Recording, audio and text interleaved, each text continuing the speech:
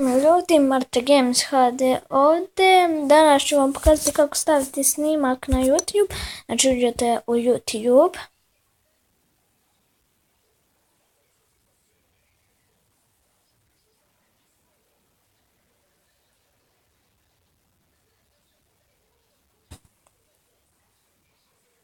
Samo da mi se očita.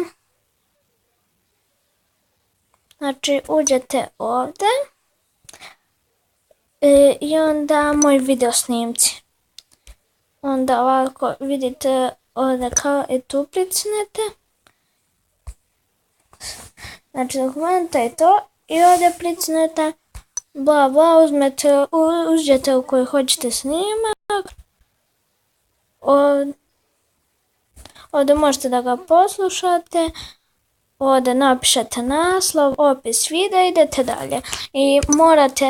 I onda morate da sačekate da vam se to učita. Mislim, ne smete da izlazite zato što vam se neće učitati i neće vam se okačiti.